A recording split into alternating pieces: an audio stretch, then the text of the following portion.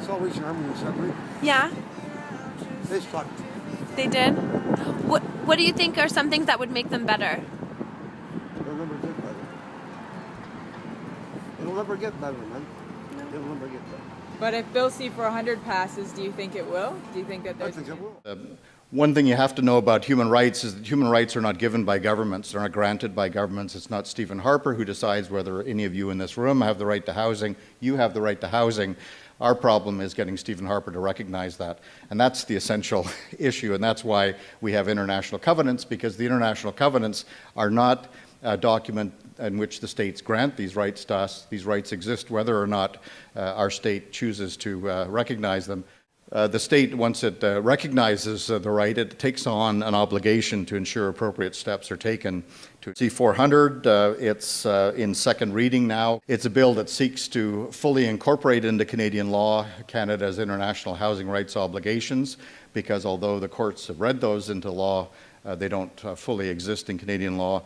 The roots of Bill C-400 are actually in previous draft legislation that was brought in by Libby Davies. This is a bill that would incorporate international housing rights into domestic law and actually bind the Canadian government to do all the things that it is actually still required to do, but somehow avoids.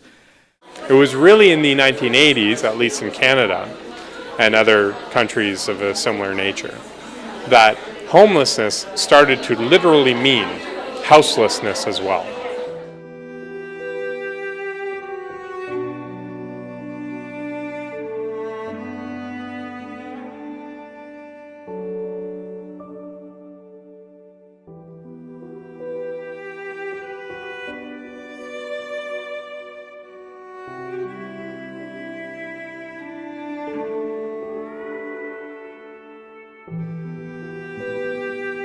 The estimations are between 300,000 and 1 million people in Canada will experience homelessness within a given year.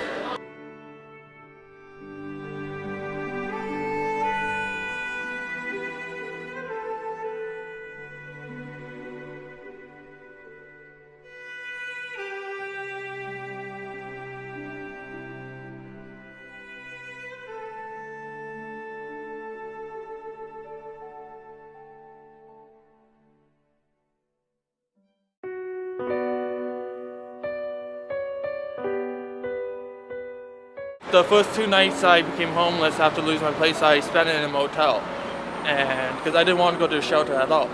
But once I ran out of money, I had no choice. And I think myself is because, I didn't want to be associated with, drugs and alcohols and what all the street stuff involved. Like, I just want to get back in my own place and relax, be able to kick up on the couch and cook my own meals and sleep in my own bed. I have tattoos on my face. Though I am trying to remove them, I've been having a lot of troubles with, finding new places. Like, I had my place for a year because my friend knew the landlord, so he vouched for me. But a lot of times, I get turned away from places just because of how I look. Explain it in terms of homelessness is like an iceberg.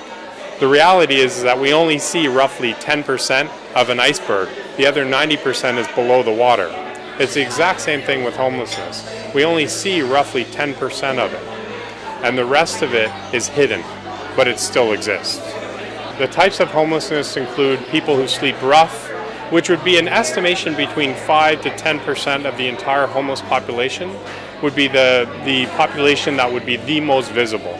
So people who are literally sleeping in the street or in bushes or in their cars and so forth, people who are not deemed as properly sheltered.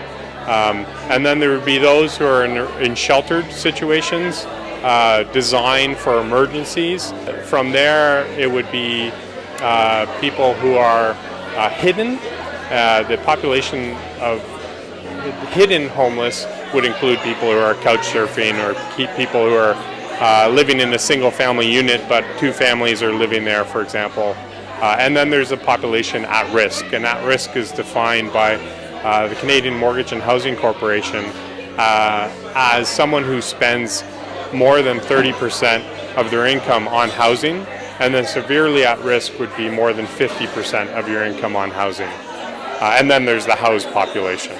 There's a lot of reasons for being homeless, but one of the top reasons why they're homeless is extreme poverty, unemployment, underemployment, and mental illness and addictions. These are the top 4 reasons. Many people are homeless because they could not afford a place. Many of them are actually unemployed. A big percentage, I would say, upwards of 95% of our clients are unemployed. Causes of homelessness could be almost anything, really quite truly. Most often we know that it's poverty, it's violence, it's unsafe situations in a home. Stereotypical image of a middle-aged older man with a beard who is looking fairly rough and ragged clothing and so forth and so on.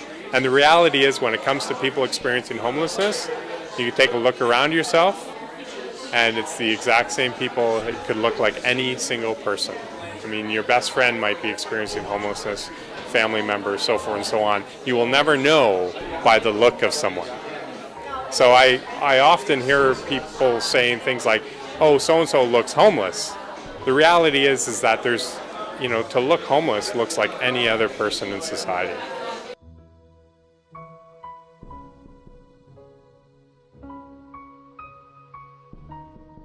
I've been living in the shelter system for about 8 months now. Well, I'm homeless because my family is all over the country. I'm a seasonal employee. I'm a roofer. Do roofing in the summertime. And I'm only in this situation because my house got robbed and my rent got robbed for the month of March, and I didn't qualify I couldn't pay my rent, so I'm out in the street. So I've got to wait to the end of the month, so then I'm back in business again. I got housing again. The situation as it exists now is that there is a fairly prevalent understanding of homelessness as a result of someone's personal failure. And if we think that way, then we will not solve homelessness, because we will continually push it back to that individual and say it's their fault as opposed to a structural problem. This is overall federal housing investments. As you can see, they ramped up to almost $3.1 billion in 2010 as the stimulus budget kicked in, but then that sharp 39% cut in 2011 and a steady downward trend since then. So the federal government stands up in 2009, says we're going to do better, and in fact does exactly the opposite. This chart shows the number of federally subsidized housing units that exist in Canada. In 2007, it was about 625,000, 630,000 units. By 2016, it's projected to be a net loss of 101,300 units, 16%. This is at a time when the housing need is growing in every part of the country. In the city I live in Toronto, our affordable housing waiting list is now 87,000 households, 160,000 individuals. The list is about a 24-year wait, and the federal government is cutting 100,000 units. And the Federal Affordable Housing Initiative, which is the signature federal program to build new affordable housing, will be zero by 2015 under current federal plans. And of course, to make it worse, the federal government, despite the fact they promised in Geneva to work more closely with the provinces and territories, when the federal government cuts $1 in housing investments, generally that means that the matching funding that we would have gotten from provinces, territories, municipalities, the community sector, and the private sector are also lost. So we're actually losing $2, $3, $4, $5. And indeed in Canada, it's the hidden aspects of precarious housing and homelessness where our biggest issues lie, and not although the visible homeless occupy a lot of attention and they deserve both housing and supports, it's the people who are poorly housed and precariously housed who should occupy a lot more of our attention. But housing has achieved almost no conferences, and we have no national housing plan. So Canada has failed to meet its commitments. Welcome to Ottawa. These students are getting the political tour of a lifetime. They've just written 2 bills that could become new Canadian laws. The goal, turn an idea into law. It's a project started by MP Nathan Cullen. It really is end up being about the kids and what kind of vision they have for the country. And does the Parliament respect that vision or not? A chance to pitch their bills to the NDP caucus. I'm Claire, and our basic idea was to ban the mining and export of all kinds of asbestos. It presents the Parliament in all clarity and purposefulness the vision of what young people in Canada look for, which is leadership. We've learned so much. We knew nothing about the whole political process, about how a bill is written and is made and all the stages of it. We've learned a lot. Which takes me to the challenge that we need to sort of collectively take on if we take seriously, and we do have to. Chief Commissioner Hall's comment that governments don't grant human rights, people take them. How are we going to take our human rights? And what are the actions that we're going to take directly? What are the actions we're going to take through our political processes, through our law courts, and through the United Nations?